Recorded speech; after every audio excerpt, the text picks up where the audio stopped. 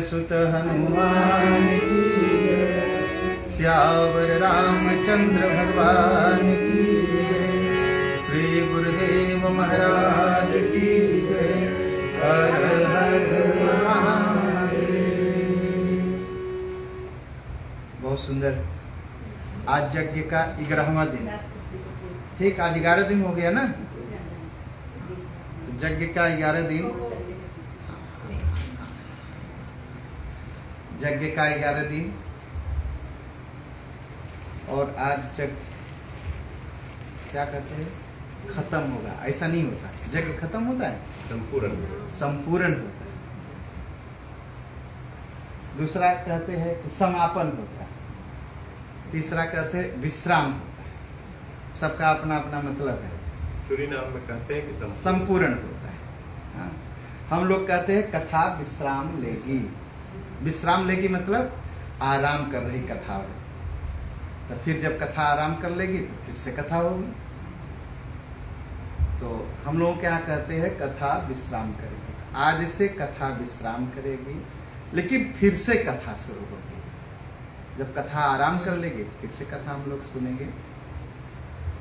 तो आज आप लोग 11 दिन तक स्वामी जी महाराज के मुख से सुने। हमारे पर्वत बाबा पूरा एक दिन नहीं लेकिन 10 दिन पूरा हम सबको भजन सुनाए, और भैया भी आते रहे, आप लोग आते रहे। तो बहुत बहुत धन्यवाद आप सबको। और कल बड़े धूमधाम से हम लोग भगवान श्री कृष्ण का जन्मदिन भी मनाए, और बहुत अच्छा लगा कि इस साल बहुत जगह जो है 11 दिन जो है शिव महापुराण हुआ हाल ही में। जहाँ तक मुझे पता है 4 जगह हो रहे, और सबका विश्राम कथा का आज ही है। हाँ, रोटरडम, देन हाग, एंडहोफर, सबका विश्राम आज ही। बहुत अच्छी बात। तो इसका मतलब सावन के महीने का और शिव कथा का प्रचार खूब किया हम लोगों ने। तो आप सबको बधाई हो, धन्यवाद। अभी फिर कथा शुरू होगी 4 सितंबर से दूसरे मंदिर में, और कथा रहेगी श्रीमद् भागवत महापुराण। श्रीमद् भागवत महापुराण की कथा होगी 7 दिन तक। और आज हम लोग गए थे स्वामी सु निर्मलानंद जी से मिलने। स्वामी जी भी गए थे, वो क्रोनिंगन में रहते हैं। और आप लोग जानते हैं ना स्वामी सु रामकृष्ण मिशन के। तो हम सबको कथा सुनाएंगे। आप सबको निमंत्रण है कि आप सब वहाँ भी आइए। दूर तो है लेकिन कम से कम एक दिन हम पहुँच सकते हैं तो बहुत अच्छी बात। हम लोग कथा सुनेंगे। तो आइए, हाथ जोड़ लीजिए और स्वामी जी महाराज से हम लोग प्रार्थना करते हैं कि हम सबको कथा सुने। ओम गुरुर्ब्रह्मा गुरुर्विष्णु गुरुर्देवो महेश्वर गुरुर्साक्षात् परब्रह्म तस्मै श्री गुरवे नमः। तस्मै श्री गुरवे नमः। पूज्य व्यास जी महाराज।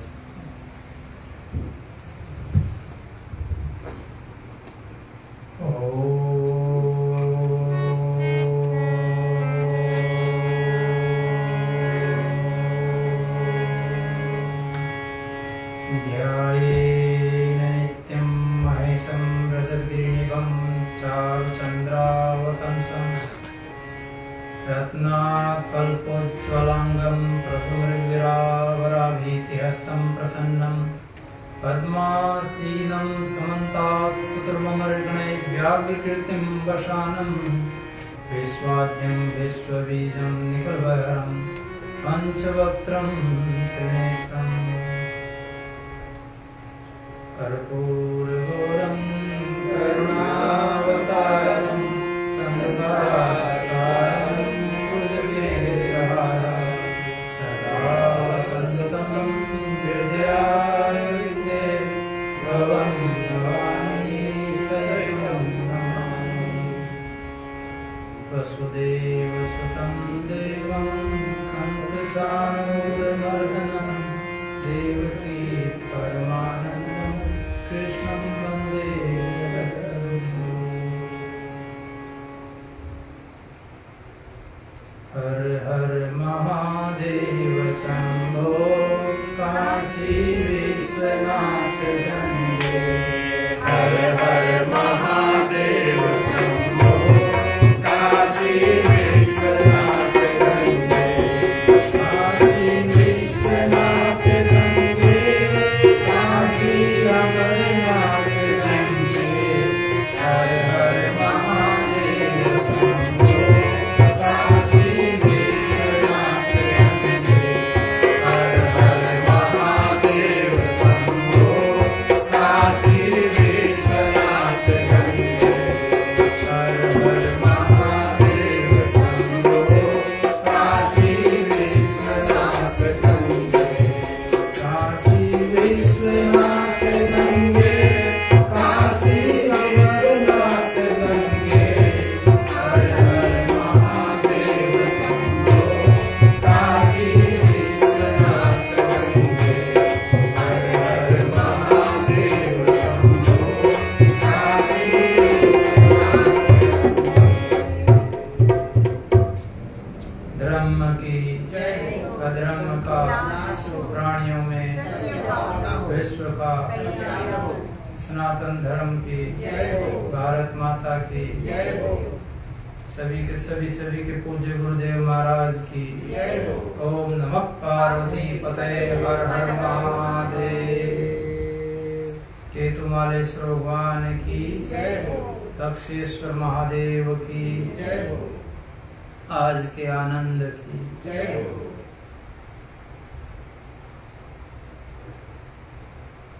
आदरणीय आचार्य जी, पर्वत बाबा, भक्तिमती माताओं, एवं धर्म प्राण बंधुओं, ये आप लोगों का और मैं कहूँगा मेरा भी सौभाग्य है कि हम लोगों ने यहाँ एक ज्ञान यज्ञ का जो समापन की तरफ है उसको मैंने कहा और आप लोगों ने सुना। देखिए, ये शिव पुराण कुछ छोटा विषय नहीं है, बहुत बड़ा ग्रंथ है और आप लोगों को मैं निश्चित ही साधुवाद का पात्र मानता हूँ कि दूर दूर से भैया जितनी दूर से आते हैं, कई 100 किलोमीटर गाड़ी चलाते हैं, 100 किलोमीटर से ज़्यादा आना जाना होता है, तो आप लोग इतने देखिए तपस्या बड़ी महत्वपूर्ण होती है। तो एक प्रकार से आप लोगों की तपस्या है। पहले तप के द्वारा ही भगवान को पाया जाता था भाई, अब तप का आकार तप का प्रकार बदल गए बस। पहले लोग खड़े होकर के तप करते थे, अब गाड़ी चला के तप कर रहे हैं। बोल शंकर भगवान की। तो ये भी एक तप ही है, कई घंटे गाड़ी चलाओ, बैठो, आओ जाओ, फिर रात में जाओ। ये कोई देखिए शारीरिक मानसिक ये सब कई प्रकार का आदि भौतिक आध्यात्मिक कई प्रकार के सब प्रकार के तप होते हैं। आज यदि हम आधुनिक परिप्रेक्ष्य में देखें, आचार्य जी ये भी कोई तप से कम नहीं है। देखा जाए भाई शरीर को तो हम कष्ट दे ही रहे हैं, और जब आप ड्राइव करते हो चलाते हो तो पूरा फोकस भी रखना पड़ता है। ड्राइव करते वक्त वह देखना पड़ता है वो गाड़ी का, बहुत सारी चीजें आप समझते ही उस बात को। रास्ता बंद था, हाँ, तो कभी कभी होता है, ट्रैफिक जाम में भी होते हैं, कभी कभी ट्रैफिक जाम होती है, कभी कभी आज देखिए ये कलयुग है, कल से तात्पर्य है कल पुर्जों से भी होता है। कलयुग के बड़े अर्थ किए हैं। तो एक कल माने कल पुर्जे जो होते हैं ना, मशीनरी का युग, मशीनरी का युग है। तो इसमें पॉसिबल है कभी कभी गाड़ी खराब भी हो जाती है, कभी कभी ऐसा होता है, अनेक बाधाएं होती हैं। और अच्छे कार्य के लिए चलो तो बाधाएं पीछे पड़ जाती हैं। कभी कोई फोन करेगा, कभी कुछ चीज छूट जाती है, कभी ऐसे टाइम पे याद आती हैं चीजें जब कोई कथा या कोई किसी चीज में अच्छे काम के लिए आप घर से बाहर निकलें तो कुछ न कुछ ये रहती हैं। ये सभी भूत प्रेत के साथ दुनिया भर के वो हैं, वो कहीं ना कहीं बाधा डालने का प्रयत्न करते हैं। वो कहते हैं ना सत्कार्याणि बहुनि विघ्नानि, अच्छे कार्य में विघ्न भी आते हैं। लेकिन मैं आचार्य जी की ये तपस्या कहूंगा, इनका ये तप बल कहिए या इनका ये संकल्प शक्ति कहिए, ये हमारा जो 9 दिन का यज्ञ है, यहाँ बड़ा 11 दिन का यज्ञ है, बड़ा अद्भुत रहा। और आचार्य जी के सानिध्य में आप लोगों ने बड़े अच्छे से शिव महापुराण को सुना, और सच में ये एक अच्छा यज्ञ रहा। क्योंकि यज्ञ की पूर्णाहुति में यदि बारिश होती है तो उसको अच्छा माना जाता है, और इस बार तो हमारे यज्ञ में तो कई बार बारिश हुई, ये बहुत अच्छे लक्षण थे। और यहाँ का जो मनोहर दृश्य है इस जगह का, एक तरफ नदी है, फिर तालाब है, फिर भगवान शंकर है, तो और देवा और पंच हमारे देव हैं, तो इनकी सन्निधि में हम लोगों ने इस पुण्य जो कार्य पूरे कार्यक्रम को, ये पुण्य ही है एक प्रकार से, तो इसको हमने यहाँ सुना भी और मैंने कहा भी। तो और दूसरी बात, मैं आप लोगों को भगवान श्री कृष्ण के जन्म की भी सब शुभकामनाएं देता हूँ सभी को। कल ही कुछ लोग आज भी भगवान श्री कृष्ण का जन्म मना रहे हैं, तो अभी उनके हिसाब से तो अभी तक जन्म हुआ भी नहीं होगा। बाकी कल हमने तो हमारे यहाँ तो भगवान श्री कृष्ण आ गए हैं, हाँ? हमारे यहाँ तो भगवान श्री कृष्ण का जन्म हो गया है, और वो विराजमान भी है पालने में, आपके सामने है। तो एक छोटी सी भगवान की लीला से, क्योंकि आज उनका दिन है एक प्रकार से, अन्यथा रूप माने आप हमने कल मना लिया, लेकिन आज भी एक कथा मेरे मन में थी, कल मैं कहना चाह रहा था, कल और चीजों में रहा तो बात नहीं कह पाया वो। तो एक बहुत अद्भुत कथा है। कथा तो क्या है, ये भगवान की एक लीला का प्रसंग है केवल। ये जो भगवान श्री कृष्ण है उनकी लीला है ये। वो उसमें एक श्लोक आता है, यहाँ एक भक्त है, वो अपने उसमें बैठा है ध्यान में, बड़ा अद्भुत भक्त है, ध्यान में बैठकर भगवान की लीलाएं देख रहा है। तो उसकी लीला में क्या उसको दिखाई देता है, उसकी लीलाएं भगवान बाल कृष्ण रूप में है। भगवान बाल कृष्ण रूप में मक्खन चुरा के भाग रहे हैं, लीला में देख रहा है। तो जैसे वाल्मीकि ने श्लोक बनाया, मां निषाद प्रतिष्ठा तोम गम शाश्वत भाई उनके हृदय से प्रकट हुआ, उसी प्रकार उस भक्त के हृदय से एक बहुत सुंदर श्लोक प्रकट हुआ, माने श्लोक उतरा। ये भी काव्य भी ऐसा है, कोई बनाने पे आए तो नहीं बनता, और बिना प्रयत्न भी कई बार ऐसा होता है कि अद्भुत श्लोक और अद्भुत काव्य बन जाता है। तो जो भक्त कहता है नीतम नीतम नवनीतम, नीतम नीतम किमे तेना आतप तापितो भूमौ माधव माधव माधव, ये बहुत अच्छा श्लोक है। इसकी व्याख्या क्या की उन्होंने, भगवान की लीला में वो कहना क्या चाह रहा है, वो कहना चाह रहा है कि जो आपने नीत मैंने ले लिया है, नीतम नीतम नवनीतम, जो आपने मक्खन चुरा लिया है, भगवान कोई माखन चोर भी भगवान का एक नाम है। बोल माखन चोर भगवान की। देखिए हमारे यहाँ चोरों को भगवान माना जाता है, जबकि ये तो चित्त चोर है भगवान श्री कृष्ण। और भगवान शंकर चोराणाम पते नमो नमः, भगवान शंकर जब रुद्री पढ़ते हैं ना रुद्राष्टक, तो उसमें एक बाकायदा मंत्र आता है, चोराणाम पते नमः, तस्कराणाम पते नमः। माने जो सभी के पति कौन है? भगवान शंकर है। तो ये शंकर एक योगेश्वर है, एक योगीश्वर है, तो दोनों ही अद्भुत हैं मेरे लिए तो। और वो कहते हैं, भगत कह रहा है जो आपने माखन चुराना है वो चुरा लिया, लेकिन अब क्या कहते हैं? आतप तापितो भूमौ माधव माधव माधव। जैसे माँ बेटे की फिक्र करती है, वैसे भक्त भी भगवान की फिक्र करता है। भगवान कहते हैं इसमें भाई आतप तापितो, आतप कहते हैं सूरज, सूरज द्वारा तापित, भाई सूर्य के द्वारा सूरज बहुत गर्म रहा होगा, सूर्य की गर्मी से जो भूमि तापित हो रही है, भूमि तप रही है।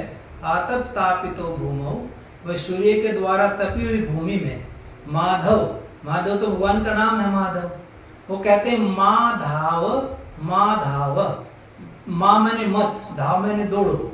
वो कहते हैं भगत कह रहा है भाई सूर्य से तपी हुई भूमि में है माधव, मत दौड़, तो पैरों में छाले पड़ेंगे। यहाँ भगवान उसके ध्यान में ही भगवान प्रकट होकर कहते हैं देखो यदि मैं नहीं दौड़ा अभी तो पैरों में पड़ेंगे, माँ ने पकड़ लिया, गोपियों ने पकड़ लिया, फिर कमर में पड़ेंगे, मारेंगे वो।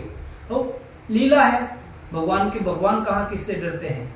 लेकिन माँ से तो बालक, कोई भी बालक है ना, माँ के प्रति उसका एक स्नेह की दृष्टि से कहिए, माँ उसको या सुधारने की दृष्टि से कहिए, माँ एक अभिनय तो करती है ना, डांटने का, फटकारने का, माँ अभिनय भी करती है, अंदर से नहीं मारना चाहती।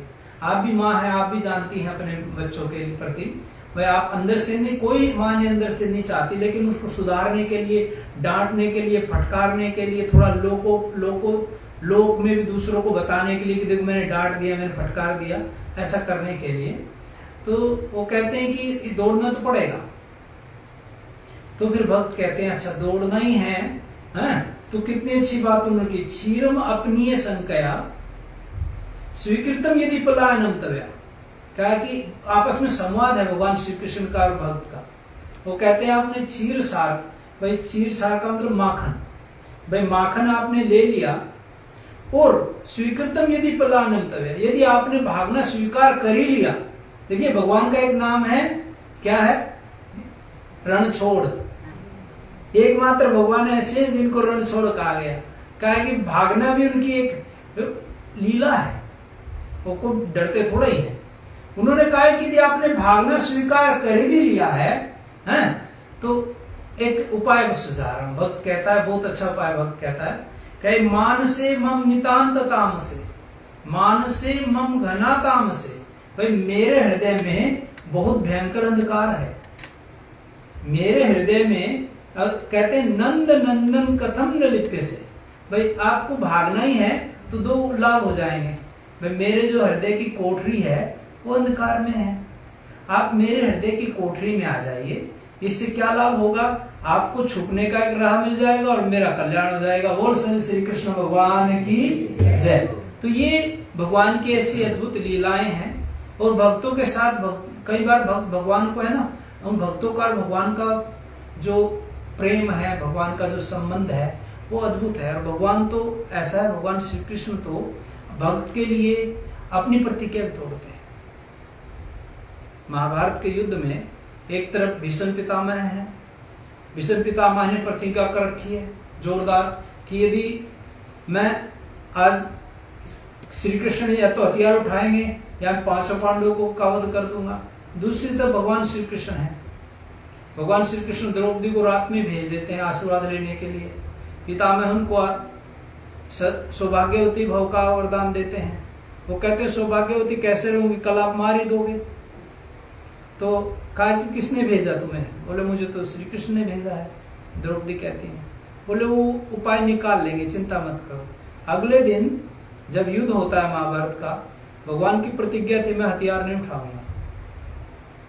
भाई मैं एक बाप का नहीं यदि हथियार उठाऊं, तो ऐसा कहा उन्होंने, है लेकिन भगवान ने अर्जुन को बचाने के लिए हथियार उठाया, रथ का पहिया उठा के अपनी प्रतिज्ञा तोड़ दी। भगवान श्री कृष्ण ने भीष्म पितामह की प्रतिज्ञा नहीं टूटने दी। तो ऐसे भगवान श्री कृष्ण जो अपने भक्त का कभी अपने भक्त का कभी मान नहीं घटने देते हैं, ऐसे भगवान श्री कृष्ण के जन्म की सभी को बधाई है एक बार फिर।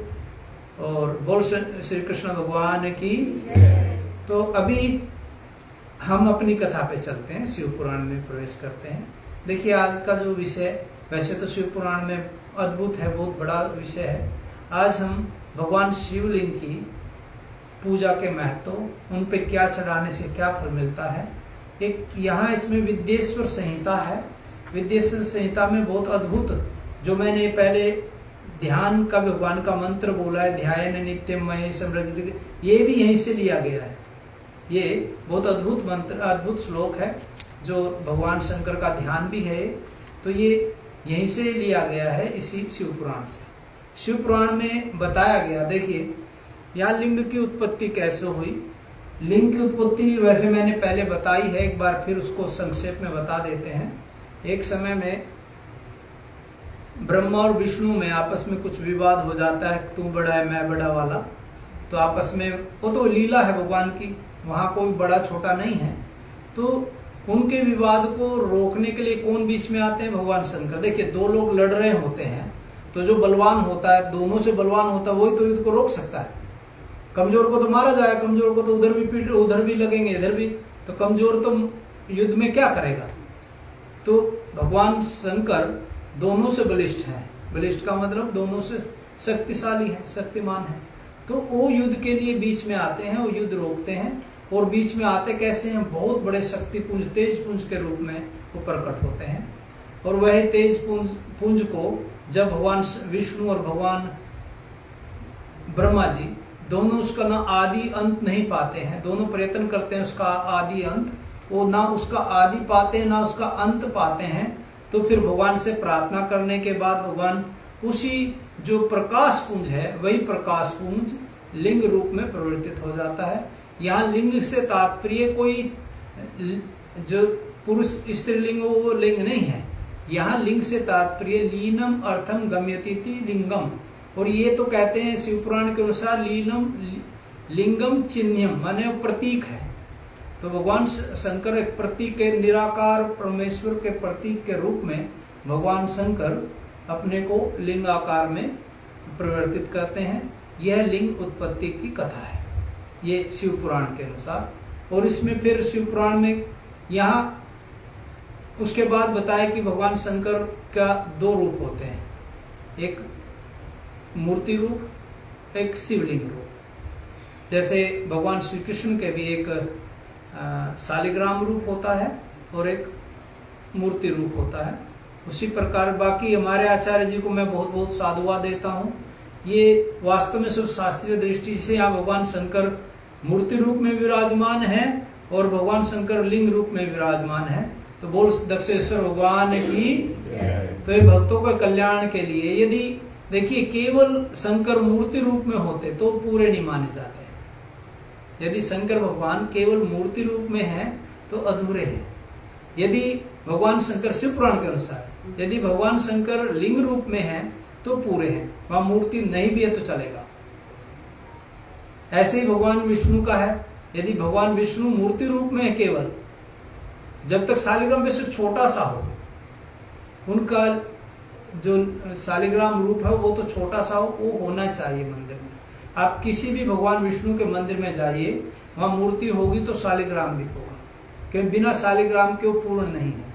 हाँ, यदि शालिग्राम मात्र है तो मूर्ति भी नहीं है तो भी वो पूर्ण है। ये भगवान ये विद्येश्वर संहिता में भगवान ये सूत जी बतला रहे हैं ऋषियों को। तो यहाँ फिर उसमें भेद बताए किस लिंग से क्या, मैंने एक दिन बताया भी था।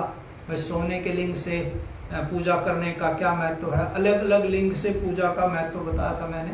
भाई किस लिंग से किस क्या महत्व होता है। देखिए यहाँ बताया गया जो पारद लिंग है, पारे का लिंग है, उसका बड़ा महत्व है। यहाँ शिव पुराण के अनुसार जो नर्मदेश्वर है उसका भी बहुत महत्व है। नर्मदेश्वर अपने आप ही बनते हैं पहले तो धावड़ी कुंड, एक गुजरात में एक नर्मदा किनारे कुंड था धावड़ी कुंड, उसमें गोल गोल गोल गोल घूम करके वो लिंगाकार में अपने आप परिवर्तित हो जाते थे।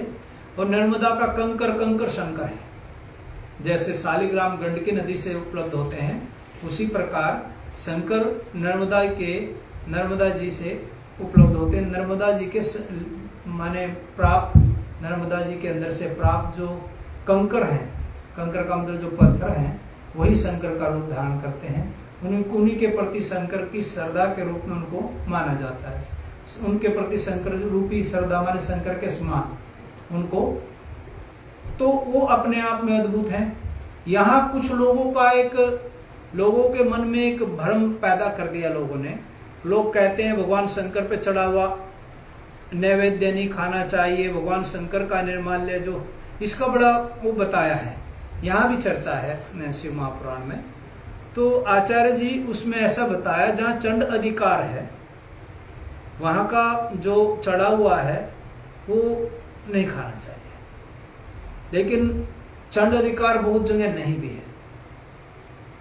कहाँ का चंड अधिकार नहीं है, ये यहाँ शिव पुराण में कहा गया। जो स्वयं लिंग है, जो भी ज्योतिर्लिंग है स्वयं लिंग है, वहाँ चंड का अधिकार नहीं है।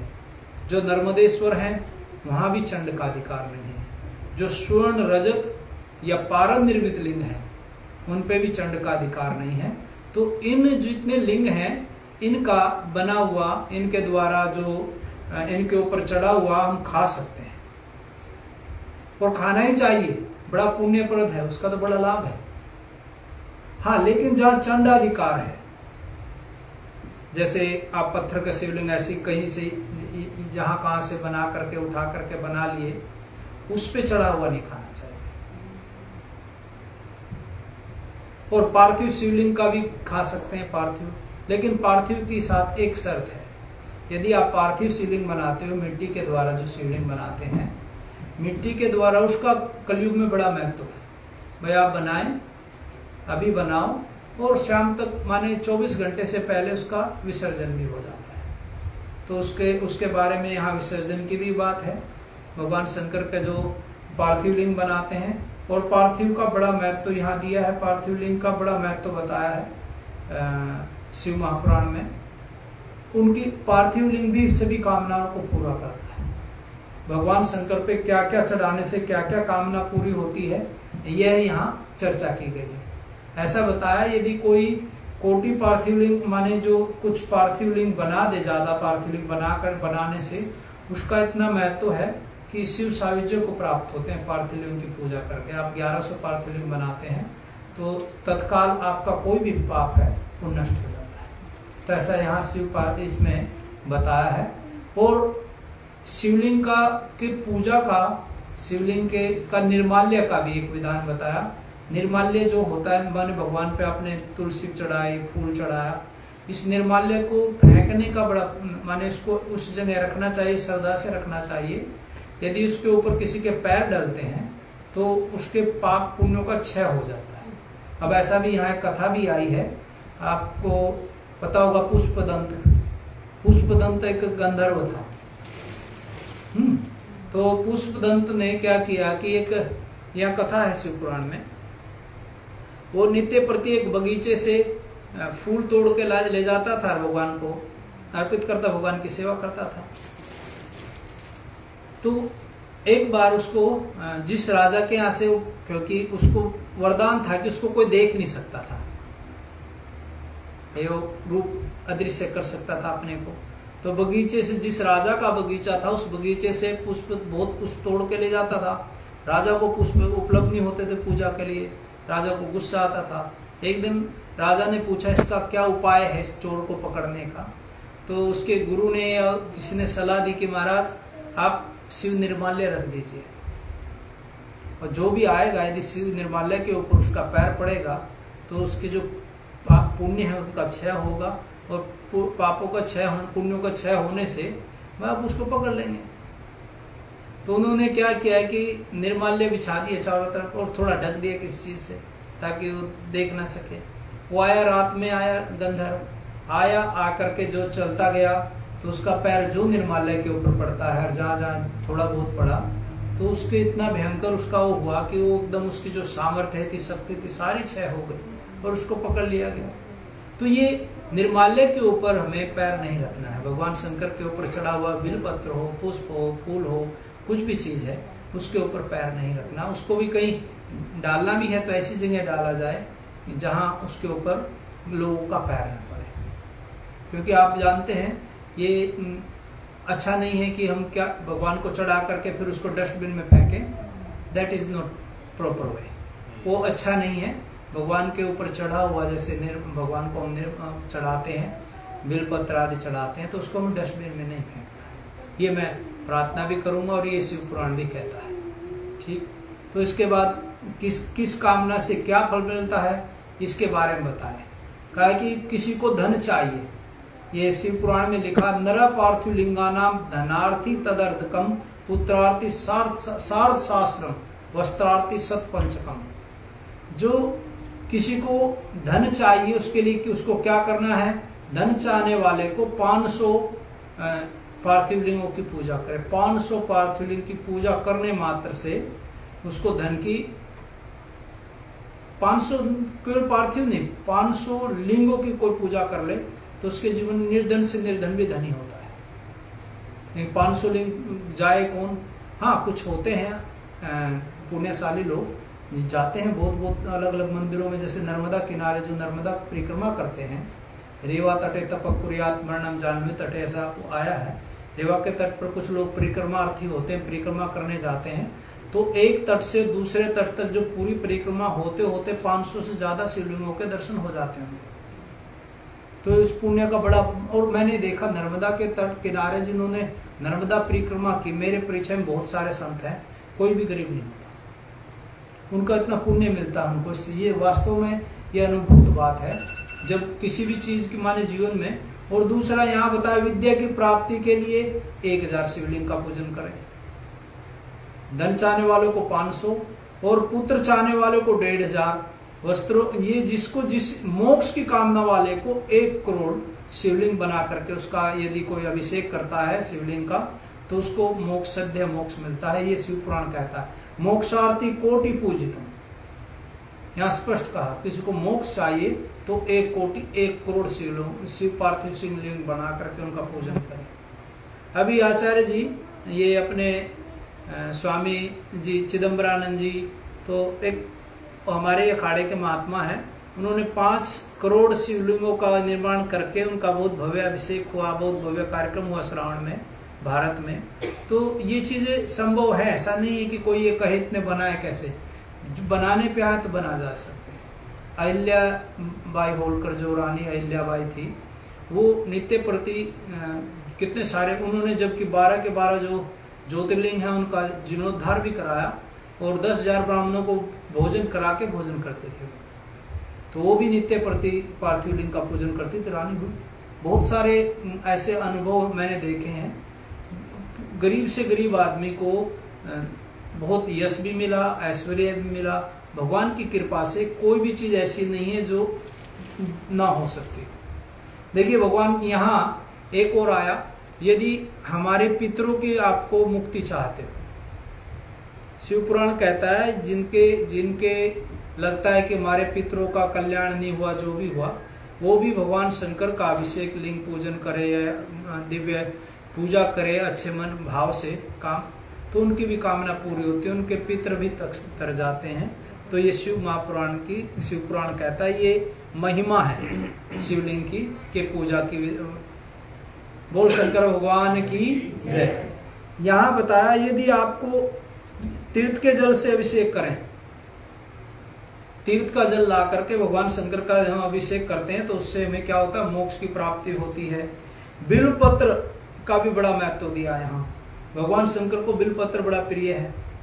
कोई कहे कि बिल्वपत्र महाराज रोज नहीं मिलता, कहाँ से लाएं, मिलता नहीं, जिन देशों में नहीं भी मिलता, भगवान शंकर को चढ़ाए बिल्वपत्र 2 बार भी चढ़ाया जा सकता है। ये ऐसी विशेषता माने बिल्वपत्र के साथ ऐसी छूट है। यदि आपके पास, हाँ, बिल्वपत्र के लगाने से, बिल्वपत्र का पेड़ लगाने से वंश वृद्धि होती है। भगवान शंकर को बिल्वपत्र बड़ा प्रिय है। और क्या कहा भाई, यदि आप जीवन में एक बार भी कोई आदमी भगवान शंकर को बिलपत्र चढ़ाता, एक बार भी, ये यहाँ शिव पुराण कहता है, कोई मैं 1000 बार नहीं, वो भी पापों से मुक्त हो जाता है। तो इतना बिलपत्र का महत्व तो यहाँ दिया है। और अलग बहुत सारी कामनाओं की, जिसको जो भी कामना हो, प्रत्येक कामना के लिए यहाँ बताया। भाई जिस किसी ने चोर आदि, भाई कोई चोर हो, भाई चोर आदि संकट हो किसी के जीवन में, उसको लगता है कि घर में चोरी हो सकती है या कोई किसी प्रकार की और परेशानी हो, तो वह क्या करे, वह भी 500 पार्थिव शिवलिंगों का पूजन करे। यहाँ कहा और क्या कहा कि उनकी किस प्रकार से जो लिंग है, किसी को कारागार में हो, कोई जेल में हो या कोई बंधन में हो, उसके लिए भी यहाँ कहा कि यदि कोई 10,000 पार्थिव लिंगों का पूजन करता है तो कारागार से भी छूट जाता है। यह ऐसा बताया कारागृहादि मुक्त्यर्थम अयुतम कार्येत बुधा। ये स्पष्ट कहा, यदि किसी के जीव की कोई बड़ी समस्या में हो, तो वह क्या करे, यहाँ 10,000 शिवलिंगों का, पार्थिव शिवलिंगों का पूजन करे। ये विद्येश्वर संहिता कहती है। तो उसके बाद कहा, फिर बताया किस द्रव्य से, अलग अलग द्रव्य से अभिषेक करने के अलग अलग पुण्य बताए हैं। यदि क्या करते हैं हम लोग, सोचते हैं कि हम किस द्रव्य से पूजा करें, जो बहुत सारे द्रव्य हैं। यहाँ तिल से, जैसे भगवान किसी को कोई पापिष्ट आदमी है तो उसको तिल भगवान शंकर को तिल से अभिषेक करे, भगवान शंकर का तिलोदक से। दूसरा, जिनके पितरों के लिए भी तिलोदक का बताया गया, कुशोदक तिलोदक से पितरों का अभिषेक किया जाए, पितरों की मुक्ति के लिए।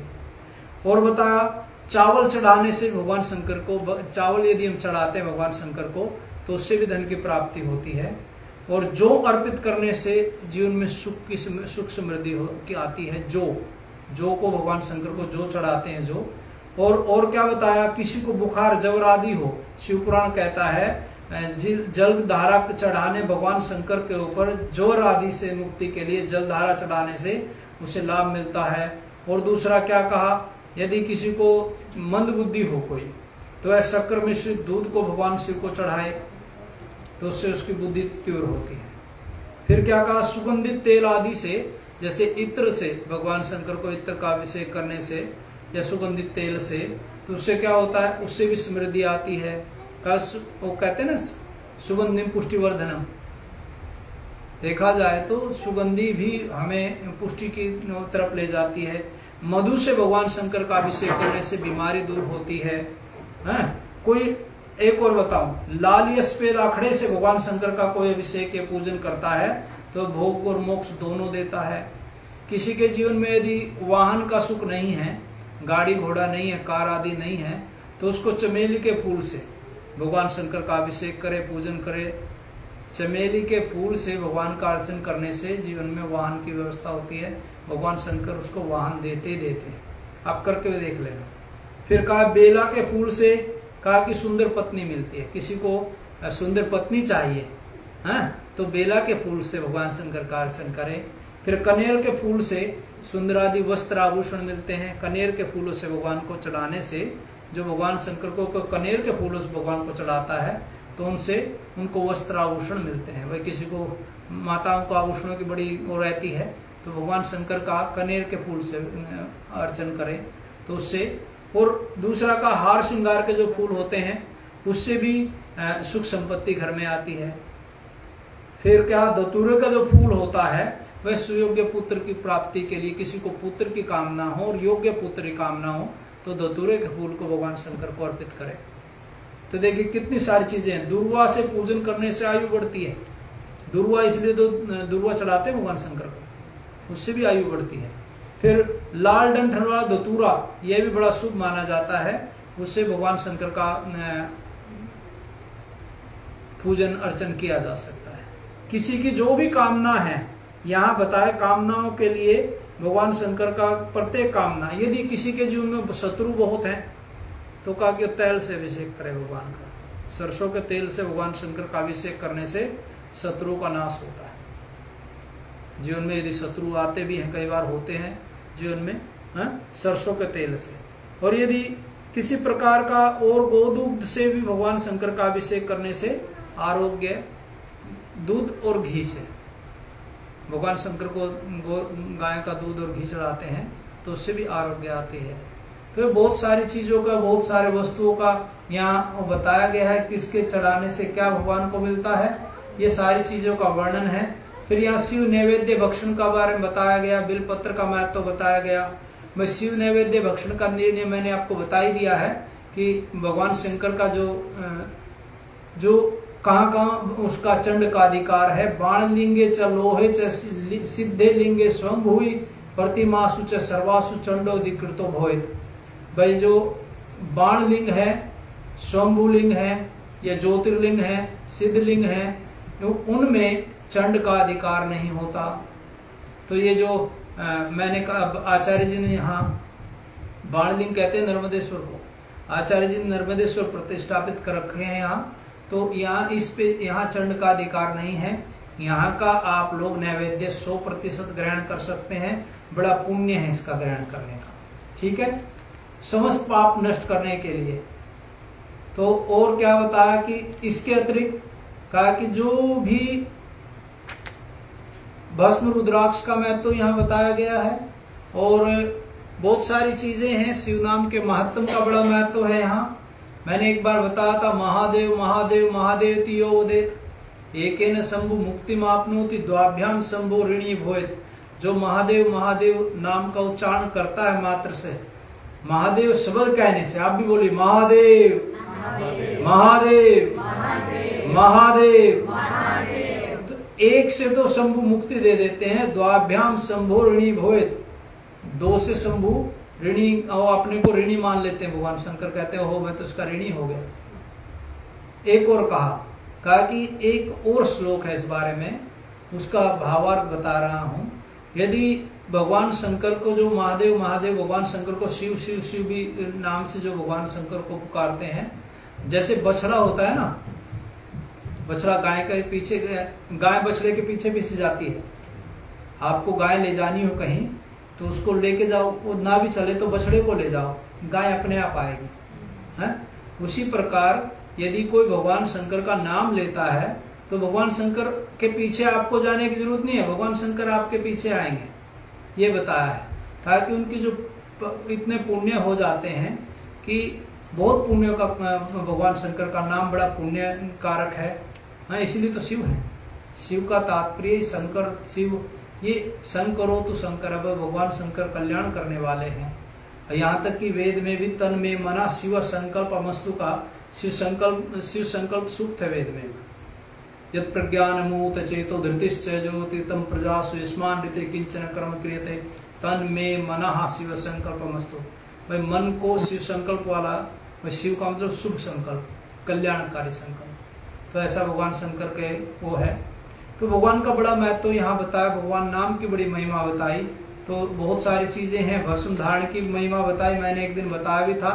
भगवान शंकर के को पूजा में 3 चीजें जरूर रखनी चाहिए। थोड़ी सी भस्म, वैसे थोड़ी सी लगाओ, भस्म, रुद्राक्ष और दर्शन, और साथ में जैसे अभिषेक करते हैं जल चढ़ाना। भगवान शंकर को जल चढ़ाने से बड़े पुण्य है, जल चढ़ाने से बहुत सारे पुण्य हैं। भगवान जल के अभिषेक से, यहाँ तक कि यदि कहीं वर्षा नहीं होती हो, अनावृष्टि हो, तो भगवान शंकर से का जल से अभिषेक करे तो अनावृष्टि भी वहाँ वृष्टि में बदल जाती है। वृष्टि, वहाँ वृष्टि का मतलब बारिश होती है। मैंने एक दिन बताया था कि जीवन में यदि किसी के सूर्य संबंधी ग्रहों के बारे में बताया था, भगवान शंकर के लिंग माने शिवलिंग की पूजा यदि आग से पूजा करते हैं, आग के पुष्प से पूजा करते हैं, तो सूर्य संबंधी बाधा दूर हो जाती है। जीवन में सूर्य किसी के, कई बार होता है ना हमारे ग्रह आदि गड़बड़ रहते हैं, तो आंखें से, आचार्य जी ने तो आंखा मंगाया भी था एक दिन, मैं देखा। आचार्य जी सच में आप लोग जो कर रहे हैं पूजा आदि बड़े विधि विधान से और लोगों के कल्याण के लिए बहुत अद्भुत काम कर रहे हैं। मैं आपको भी बहुत बहुत साधुवाद देता हूँ। और निश्चित ही लोगों को पता ही नहीं इन चीजों का, लोगों को जानकारी नहीं है। कई बार क्या होता है कि जीवन में अपयश होता है ना, कभी कभी बदनामी होती है, होता है, तो वो भी भगवान शंकर का आंखें से भगवान के लिंग का और भगवान के स्वरूप का भी आग के पुष्पों से माला भी बना सकता है, उससे चढ़ा भी सकते हैं। उसका अभिषेक करने से जीवन में जो बदनामी हो भी कम होती है, माने अपयश को दूर करता है। भगवान शिव का अभिषेक अपयश को भगाता है। ये भगवान शिवलिंग की कृपा ऐसी है। और दूसरा बताया, यदि किसी के जीवन में मंगल चंद्रमा सूर्य के बाद चंद्रमा आता है। चंद्रमा मन का कारक है, चंद्रमा मन सो जा तो ऐसा बोले वेद भी कहता है। तो उसके लिए क्या है, गाय के दूध से भगवान शंकर का अभिषेक करें। जी स्वामी जी, आँख का मतलब आखड़ा होता है, एक प्रकार की जैसे वनस्पति होती है, पैदा होती है मदार। सूर्यनाम में इन दिनों बहुत है। हाँ, तो आचार्य जी ने एक दिन मंगाया भी था, मदार पुष्प सुपूजितम। सूर्यनाम से मैं मंगाया था 1000 फूल। भगवान शंकर के लिए कहते हैं मदार पुष्प सुपूजितम। मदार के पुष्पों से भगवान शंकर की पूजा की जानी चाहिए। उससे क्या होता है, जीवन में कभी अपयश आ जाए, कई बार होता है, जाने जन्म जन्मांतर के हमारे पाप होते हैं, उनके कारण अपयश का कोई भागी हो भी जाए, ये सूर्य जीवन में सूर्य कमजोर हो, जिनकी कुंडली में होरोस्कोप में सूर्य कमजोर हो, तो उनको क्या करना है, उनको मदार के पुष्प से भगवान का अर्चन करना चाहिए। शिवलिंग का अर्चन करे या मूर्ति का, वो कोई फर्क नहीं, लेकिन यहाँ शिवलिंग का बताया गया तो शिवलिंग का अर्चन करे, शिवलिंग को मदार का पुष्प चढ़ाए। ठीक। फिर चंद्रमा के लिए गाय का दूध। कभी कभी जीवन में रहता ना, किम करते हुए मूड होता है आदमी और डायलमा में जीता है, करूं ना करूं, होता है, कभी कभी जीवन में होता है, करूं ना करूं, खरीदूं ना खरीदूं, और ऐसे ज्वाइन करूं ना करूं, ये पढ़ाई करूं ना करूं, जीवन में ये किम करते हुए मूड वाली स्थिति होती है, आदमी डायलमा में जीता है। कई बार हमारे सबके जीवन में होता है, वो चंद्रमा की कमजोरी कारण होता है। जिनका चंद्रमा कमजोर होता है वो आदमी को ये इधर भी रखता है, उधर भी रखता है। कई बार नौकरी छोड़ने का मन करता है, लेकिन पूरे जीवन भर नौकरी नहीं छोड़ पाता, क्योंकि मन कमजोर नहीं है। मन जिनका मजबूत होता है, जो भी काम तुरंत निर्णय लेने की सामर्थ्य देता हो। चंद्रमा मन को मजबूत, माने चंद्रमा मन का कारक है। कभी कभी ऐसा होता है कि लोग पति पत्नी साथ रह रहे हैं, आपस में रोज झगड़ रहे बुरी तरह से, जीवन को एक प्रकार से नरक बना रखा है, लेकिन ना वो निर्णय कर पाता ना वो निर्णय कर पाते। कभी कभी ऐसा होता है जीवन में। देखिए, मैं ये नहीं कहता कि तलाक अच्छी चीज है, मैं बिल्कुल उसका वो नहीं हूं, लेकिन कई बार इतना भयंकर हेडेक होता है, उससे बढ़िया आप अलग भी जिए तो कोई बुराई नहीं है उसमें, है ना। कम से कम हेडेक तो बचा है उससे, है? या फिर उसको समाधान पे तो पहुंचे। मेरा ये मतलब नहीं है कि कोई संबंध विच्छेद हो। हमारे यहाँ तो भारतीय सनातन परंपरा में तो संबंध विच्छेद का कोई, तलाक का कोई शब्दार्थ को समानार्थक शब्द ही नहीं है। सनातन परंपरा में डाइवोर्स होते नहीं थे, लेकिन आज के समय में आधुनिक परिप्रेक्ष्य में यदि ऐसी कोई स्थिति बनती भी है जीवन में, है, तो जिनका मन मजबूत है ना, वो एक जगह टिका लेंगे, एक निर्णय पे, एक समाधान पे जा सकते हैं। तो उसके लिए भगवान शंकर का दूध से अभिषेक करें। वो चाहे इधर रहे या उधर रहे, कम से कम एक साइड तो है। मैं कोई किसी का ये नहीं कह रहा कि वो संबंध विच्छेद करे, कोई भी, मेरा कहने का उससे तात्पर्य नहीं है। मेरा कहने का तात्पर्य को निर्णय लेने की स्थिति में आदमी होता है, यदि भगवान शंकर का दुग्ध से अभिषेक करता है तो उसको भगवान शंकर उसका मन को मजबूत बनाते हैं। उसको कभी कभी ऐसा होता है, लोग घर छोड़ना चाहते हैं लेकिन छोड़ नहीं पाते, जीवन भर लगे रहते हैं। वह सन्यासी बनने के लिए कई बार होता है जीवन में। कभी कभी सन्यासियों का मन इतना कमजोर होता है, वो घर बसा लेते हैं। ये होती हैं चीजें, ये कोई जरूरी नहीं है, ये संभव है। ये कोई आप और हम सब मानव ही तो हैं, और मानव है तो मानव मस्तिष्क की एक कमजोरी है। मन और मस्तिष्क, मन बुद्धि चित्त अहंकार, ये चार चीजें होती हैं। अंतःकरण चतुष्टय कहा है ने, बुद्धि निर्णय निश्चयात्मिका होती है।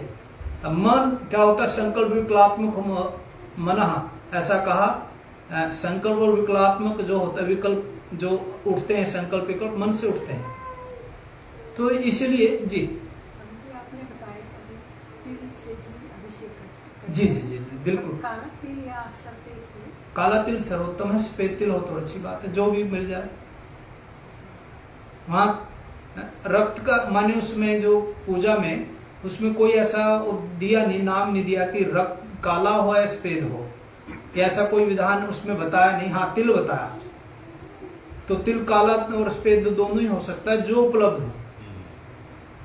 वैसे तो पितरों के लिए काला तिल का विशेष महत्व बताया, जैसे हम तर्पण आदि करते हैं तो उसमें काला तिल ही ज्यादा चलता है। लेकिन जैसी आपके यहाँ परंपरा है, जैसे आपके यहाँ ट्रेडिशन है, जैसे आपके आचार्य बताएं उस हिसाब से करना चाहिए, उसका बड़ा महत्व है। फिर कहा कि किसी के जीवन में मंगल ग्रह गड़बड़ हो तो मंगल भी सेनापति बनाता है, माने जिसका मंगल मजबूत हो, सेना पुलिस और उसमें लड़ाई वगैरह सब में आगे रहता है, तो उसके लिए गिलोय के रस से, गिलोय होती है एक जड़ी होती है गिलोय, और गिलोय अभी कोरोना के टाइम में तो बड़ा गिलोय हिट रही, क्योंकि वो इम्यूनिटी बढ़ाती है।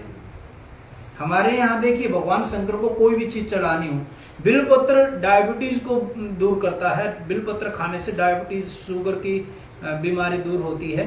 गिलोय भी शुगर में लाभकारी है, और साथ में गिलोय बहुत अद्भुत औषधि है इम्यूनिटी को बढ़ाने के लिए। टू बूस्ट मतलब human body immunity, giloy is wonderful medicine, एक मेडिसिन प्रॉपर्टी है, एक प्रकार की औषधि है। और भगवान शंकर को तो औषधि चढ़ाते हैं हम लोग, ये कोई यहाँ व्यर्थ कुछ नहीं है। आपको बताऊं, भगवान शंकर की जो हम पूजा करते हैं वहां व्यर्थ तो कुछ है ही नहीं। एक बार एक बहुत बड़े वैद्य थे, उन्होंने अपने शिष्य को पढ़ाया, खूब शिष्य योग्य बना, और एक दिन वैद्य ने परीक्षा लेने के लिए कहा, बेटा इस जो बगीचा था बगीचे में जाओ और थोड़ा सा इसको साफ करो, इसको थोड़ा सा जो आपको लगे कि कुछ निकालना चाहिए, यदि कुछ उग गया खरपतवार आदि कोई भी चीज उग गई है तो उसको साफ कर दो।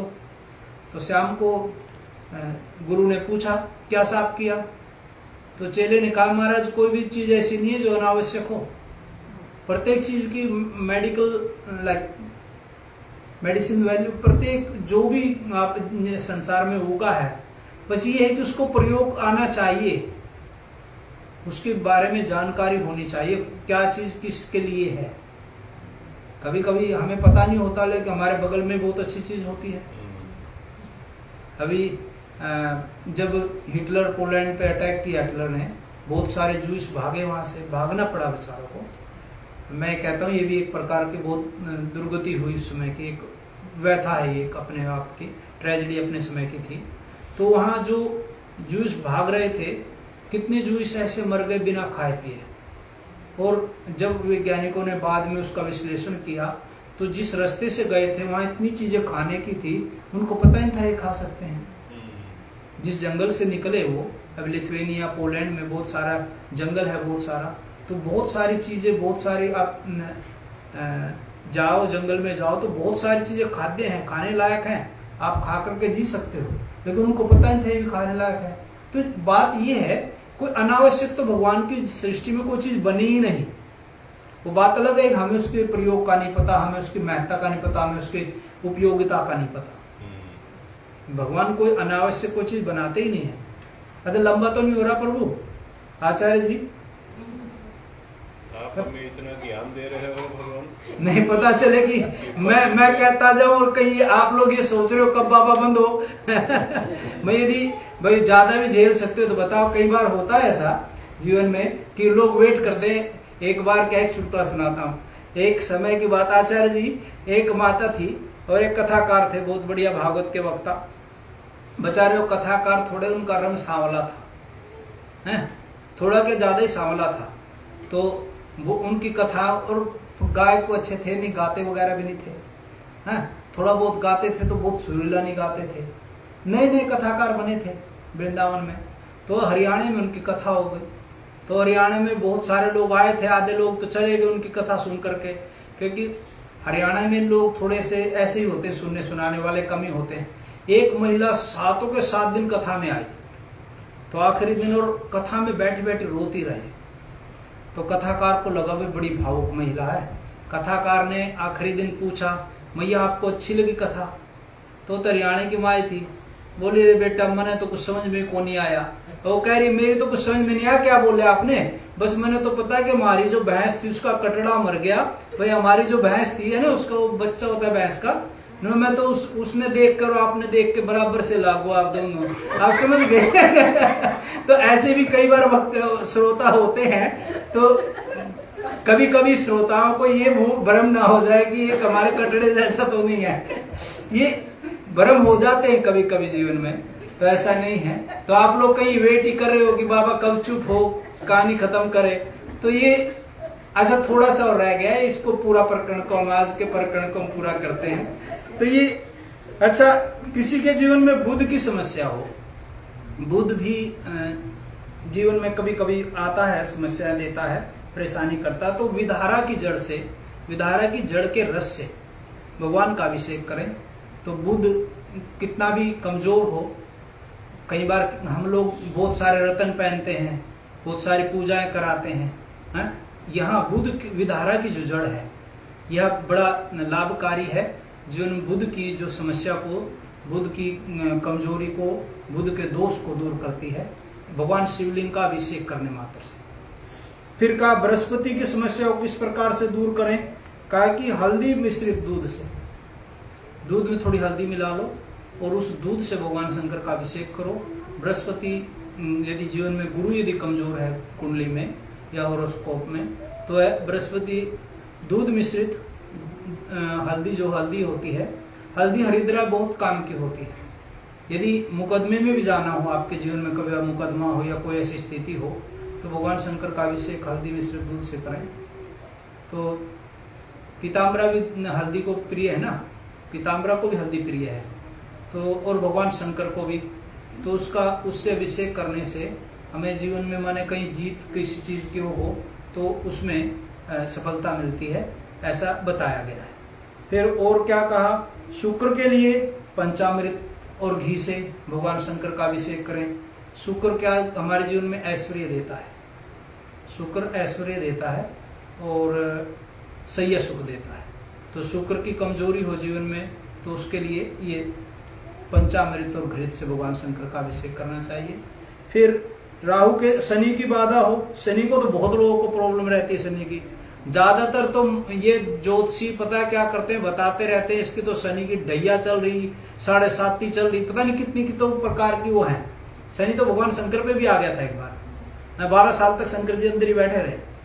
उन्होंने कहा तुमने मेरा बिगाड़ क्या लिया, भाई बिगाड़ नहीं, 12 साल तो खराब कर दिए, आप समझ गए। तो कई बार होता है जीवन में, तो छाछ से भगवान शंकर का अभिषेक करें। छाछ मने जो दूध की वो बनाते हैं ना, दही निकाल करके उसको मत करके जो छाछ बनती है, छाछ से भगवान शंकर का अभिषेक बताया। तो ये शनि के लिए है। राहु केतु के लिए मैंने एक दिन बताया भी था, कुशा और दुर्वा से राहु केतु का अभिषेक किया जाए।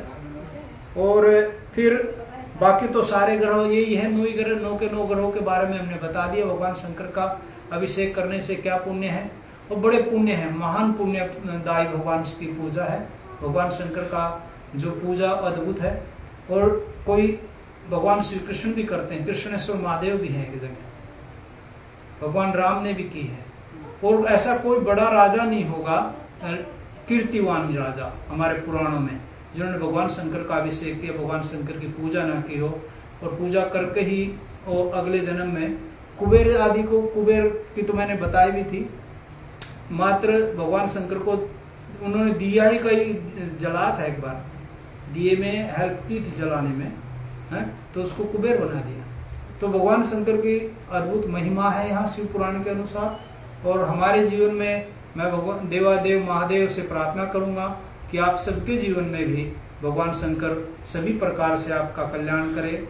और जिन जिन यजमानों ने इस कार्यक्रम को सफल बनाने में सहयोग किया, मैं भगवान से, देवादेव महादेव से प्रार्थना करूंगा कि उनकी जो धन है, उनका उन्होंने धन जो खर्च किया है, देखिए धन की 3 ही गति है, दान कर दो सर्वश्रेष्ठ गति है, शुभ कार्य में लगाइए। सेकंड, दूसरी गति है क्या है, उसको खर्च करो, भाई कपड़े खरीदो, गाड़ी खरीदो, मकान दुकान खरीदो, जाएगा तो सातों कुछ नहीं, सातों कुछ किसी के नहीं गया आज तक। यदि साथ जाने की कोई भी व्यवस्था होती तो आपके पास एक फूटी कोड़ी नहीं बची होती, आज तक सब कुछ ले गए होते पहले लोग, यहाँ पृथ्वी में कुछ बचता नहीं। यदि साथ ले जाने की व्यवस्था होती, जाना कुछ नहीं है साथ में, आपके कर्म ही अच्छे कर्म ही साथ जाएंगे, आपके पुण्य साथ जाएंगे। धनानि भूमो पशुस्य गोष्ठे ऐसा कहते हैं। वह धन धरती पर रह जाएगा। आजकल पशु तो होते नहीं, कार गाड़ियां होती हैं, वो आपकी पार्किंग गैराज में खड़ी रहेंगे, हाँ? और पत्नी कहाँ तक, दरवाजे तक रहेगी, और बंधु बांधव शमशान तक चले जाएंगे। इसके बाद तो कुछ है नहीं, आपके पुण्य कर्म ही आपके साथ जाएंगे। तो दान आदि जो आचार्य जी कहते हैं, मैं ये बता रहा हूं, आचार्य जी आपके जीवन की, आपके भले के लिए कह रहे हैं। आप दशांश का मैं तो बताया, दशांश हमारे जीवन में जितना हम कमाते हैं दशांश देना चाहिए। यदि कोई दशांश भी ना दे, कम से कम 5% ही दे दो, 10% नहीं खर्च करते तो देखिए खर्च तो होगा। तीसरी गति है नाश होना। यदि आप भगवान पे खर्च नहीं करेंगे, हॉस्पिटल में खर्च करेंगे। यदि आप भगवान पे खर्च नहीं करेंगे, मुकदमे में खर्च करेंगे। भगवान पे खर्च नहीं करेंगे, चोर लगाएंगे, टैक्स लगेंगे, दुनिया भर की चीजें होंगी, हैं? आप समझ गए, जीवन में कहीं भी क्योंकि हम दूसरे का खा रहे हैं ना। जो भगवान को देना चाहिए हम उसको दे नहीं रहे। अरे भगवान ने इतनी चीज दी, आप बताइए, आप लोग हवा ले रहे हैं, कभी बिल आया आपके घर हवा का? भाई हवा लेते हैं, जो ऑक्सीजन आती है भगवान की तरफ से, कभी कोई बिल आया? किसने भेजा? सूरज ने इतना रोशनी देता है, सूरज ने कभी बिल भेजा आपके यहाँ? पानी जो बरसता है, बारिश का पानी आता है सभी के लिए, और कोई ये भी नहीं है कि वो नीदरलैंड के लिए, ने सूरीनाम के लिए या भारत के लिए, वो कोई भेदभाव ही नहीं, वो सभी को दे रहे हैं। मैं तो एक दिन आचार्य जी बता भी रहे थे, हाथी को मण भर और चींटी को कण भर सबकी व्यवस्था करे हैं। सबकी व्यवस्था वही करते हैं जिन्होंने सबकी व्यवस्था की है। भाई उसके लिए हमें भी तो कुछ करना चाहिए, हमारा भी तो कुछ कर्तव्य बनता है। तो हमारा कर्तव्य है कि हमारे जो दशांश, कम से कम दशांश नहीं तो 5% तो हमारे धन से निकाल करके सदकार्य में लगाए। तो ये जो जिन्होंने ये पुण्य के लिए इस दान आदि का भी बड़ा महत्व बताया है शिव पुराण के अनुसार, वह आपके धन की शुद्धि हो रही है। आचार्य जी तो आपका बड़े एक प्रकार से आपके प्रति शुभेच्छा रखते हैं, वह आपके धन की शुद्धि करा रहे हैं। भाई वो कोई अपने घर तो ले जाने रहे हैं, यहाँ मंदिर में, यहाँ जो लोग आते हैं सभी के लिए भोजन की। आचार्य जी मैं आपको बहुत बहुत साधुवाद देता हूँ, और साधुवाद देता हूँ सारे सूरीनामी जो भाई बहन हैं, माताएं, बंधु हैं, और जो हमारे भारतीय भी हैं यहाँ जितने भी, इतनी दूर जो आज भी अपने सनातन धर्म की ज्योत को जलाए रखे हुए हैं। आप लोगों ने इतने सालों साल अपनी संस्कृति को नहीं छोड़ा, अपने देश छोड़ा, घर छोड़ा, लेकिन अपनी संस्कृति को नहीं छोड़ा। तो आप निश्चित ही आपको मैं नमन करता हूँ, और निश्चित ही आप लोग बहुत अच्छे लोग हैं। मैंने आचार्य जी देखा यहाँ ये भोजन भी जितना प्रेम से बनाते हैं, सभी के लिए भोजन बनता है।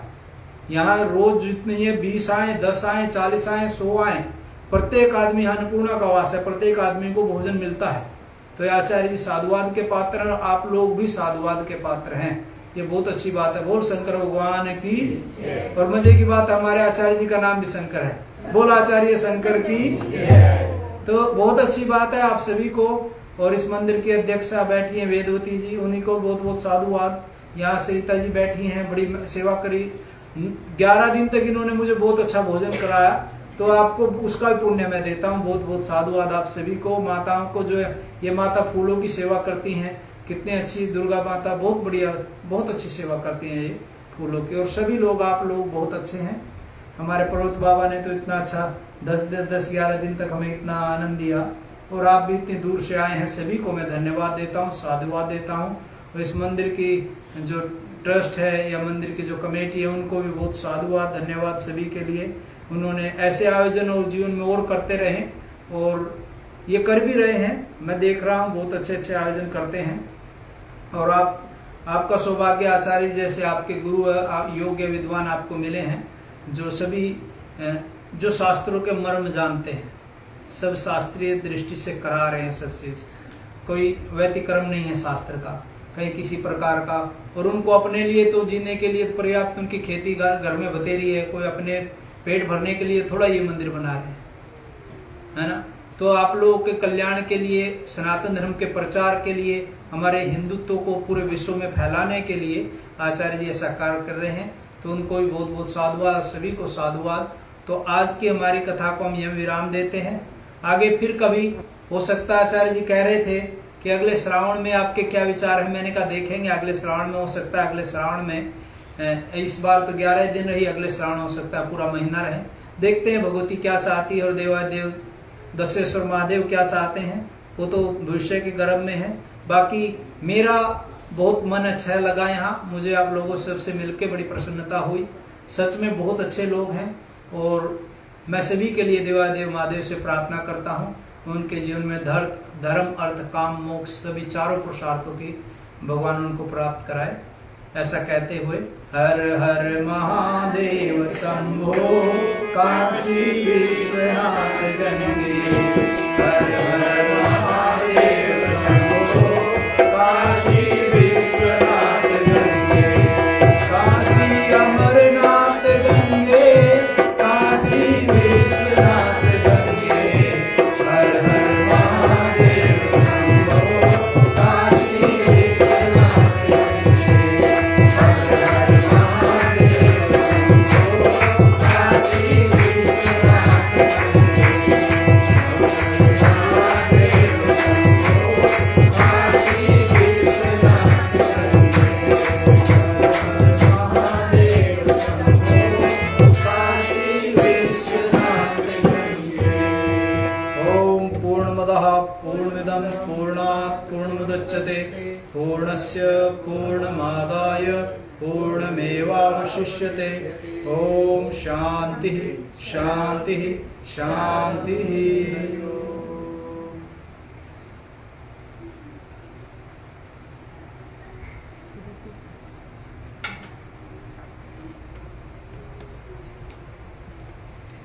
मैं यहाँ खड़ा होकर मिक्रोफोन ले लीजिए।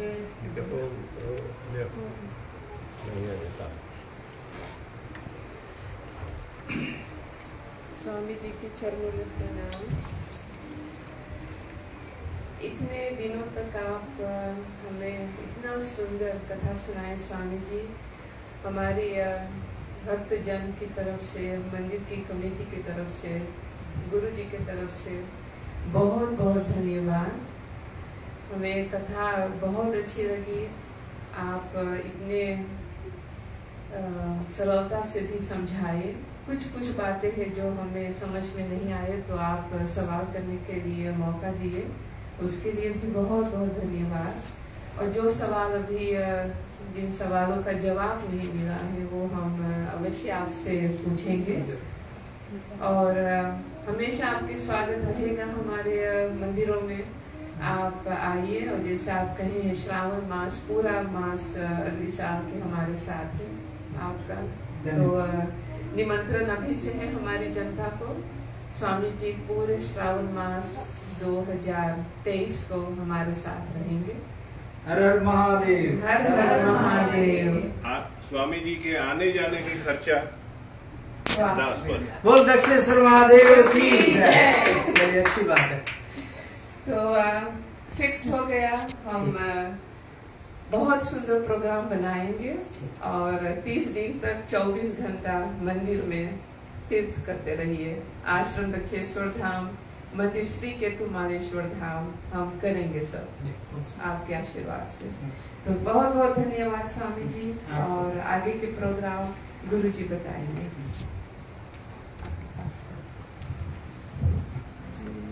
बहुत देर हो गई ना? कितना बजा? 3-4 नहीं था अभी। अच्छा 10 मिनट और ले सकते हैं बस। सबसे ज्यादा दूर से आप ही आते हैं, हम लोग कोई प्रॉब्लम नहीं। हम लोग तो 5 किलोमीटर से आते हैं। बहुत बहुत धन्यवाद स्वामी जी, प्रणाम। बहुत अच्छी कथा सुनाए स्वामी जी। और सबसे बड़ी बात कि शास्त्र में क्या लिखा है इसको बताते हैं। स्वामी जी भी अच्छी मजाक सुना के हमको हंसा करके खुश कर सकते हैं ना, ठीक है। लेकिन ऐसा नहीं किया जिससे हमें सुख मिले, उस बात को बताया स्वामी जी। अच्छी बात हो सकती है, हम खुश हो सकते हैं, लेकिन हमारी भलाई नहीं होगी। हमारी भलाई होगी जब हम शास्त्र सुनेंगे। और स्वामी जी पूरी तरह से शास्त्र को सुनाए, इसलिए स्वामी जी को बहुत बहुत धन्यवाद। और जितने लोग इसमें सहयोग दिए सबको बहुत बहुत धन्यवाद। यह 11 दिन का यज्ञ था। भगवान सबको, सबके परिवार को सुखी रखे, सबकी मनोकामना को पूर्ति करे। कल हम लोग हवन करेंगे सवेरे 9 बजे से 11 बजे से या 9 बजे से 9 बजे से 11 9 बजे से 11 बजे तक। तो अगर आप लोग आएंगे तो और अच्छा लगेगा, क्योंकि पूर्णाहुति कल 9 से 11 क्यों होगा? क्योंकि सर्वार्थ अमृत सिद्धि योग है, तो इसलिए हम लोग करेंगे उस समय। तो 9 से 11 शाम को भी स्वामी जी रहेंगे हवन के समय, क्योंकि अभी सर्वार्थ सिद्धि योग चलेगा। तो आप लोग जिस समय भी आपको समय हो, आप हवन के लिए बता देंगे। एक शनिवार कल है, उसके बाद फिर शनिवार है 27 तारीख को, और 27 तारीख को शनि अमावस्या है। हम लोग जानते हैं हर शनि अमावस्या को हम लोग यहाँ पर हनुमान चालीसा का पाठ करते हैं 11 बार। तो आप सबको निमंत्रण है शाम के समय हनुमान चालीसा के पाठ में भाग लेने के लिए। और शनि ग्रह की शांति के लिए स्वामी जी अभी बता रहे थे कि किसी को ढैया है, किसी को 7.5 है, तो किसी को दशा है, किसी को महादशा है, किसी की अंतरदशा है, बहुत बहुत बहुत रहता है। जब कुंडली पढ़ेंगे तो बहुत तरह के ग्रह मिलते हैं, अंतरदशा, महादशा, प्रत्यंतरदशा। सबकी शांति के लिए हम लोग जो है 27 तारीख को हनुमान चालीसा का पाठ करेंगे, सरसों का तेल चढ़ाएंगे और हनुमान जी से प्रार्थना करेंगे ग्रह शांति के लिए। तो बहुत अच्छी बात, और बहुत बहुत धन्यवाद आप सबको। हम सब खड़े हो जाएं और आरती